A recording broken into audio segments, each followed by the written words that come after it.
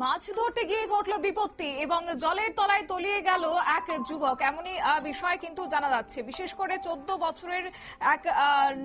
বছরের এক নাবালক সে মাছ ধরতে গিয়ে তলিয়ে গেছে বলে খবর পাওয়া গেছে। এয়ারপোর্ট থানার অন্তর্গত ছিনাইহানি দাসপাড়ার বাসিন্দা নারায়ণ বিশ্বাসের ছেলে সঞ্জিত বিশ্বাস এবং তার বন্ধুদের সঙ্গে পার্শ্ববর্তী বৈশ্যপাড়ার বাসিন্দা চিত্ত বৈশ্য নামক এক ব্যক্তির পুকুরে মাছ ধরতে গিয়ে এই বিপত্তি হয়েছে। পরবর্তী সময়ে তার সঙ্গে থাকা বন্ধু বান্ধবরা বাড়িতে গিয়ে খবর দিলে বাড়ির লোকজন এবং এলাকাবাসী ফায়ার সার্ভিসে খবর দিলে ফায়ার সার্ভিস এসে তাকে পুকুর থেকে উদ্ধার করে জিবি হাসপাতালে নিয়ে যায়। সূত্রের খবর যে পাওয়া গেছে তাতে করে চিকিৎসকরা পরবর্তীতে তাকে মৃত বলে ঘোষণা করেছে। গোটা বিষয় নিয়ে কি রয়েছে বিস্তারিত শুনুন। জলপথে বলতে মানে কিভাবে হয়েছে বা কোন জায়গাতে গেছিল? ছিনাইহানি থেকে জল পড়ছে, এখন তো কিভাবে পড়ছে এটা তো আর আমরা দেখছি না। খোলা বলছে জল হয়ে গেছে। এটা কি কোনো পুকুরে আসলো না? পুকুরে কোন জায়গাতে হয়েছে ঘটনা? ছিনাইহানি। কার সঙ্গে গেছিল পুকুরে? এটা খোলাখানার নাম বলতে পারতাম না। কতজন গেছিল? জানো সেটা নাই। হ্যাঁ, কতজন?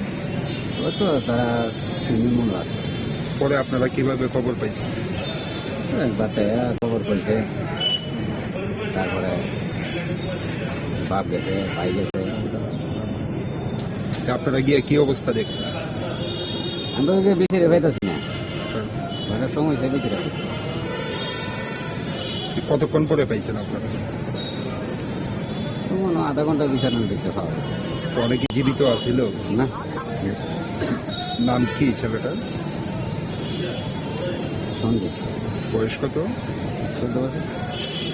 হ্যাঁ, আপনারা শুনলেন তাদের বক্তব্য। অবশ্য অসাবধানতার জেরেই এই বিপত্তি হয়েছে বলে খবর, এবং বিশেষ করে ছিনাইহানি দাসপাড়ার এই ঘটনা।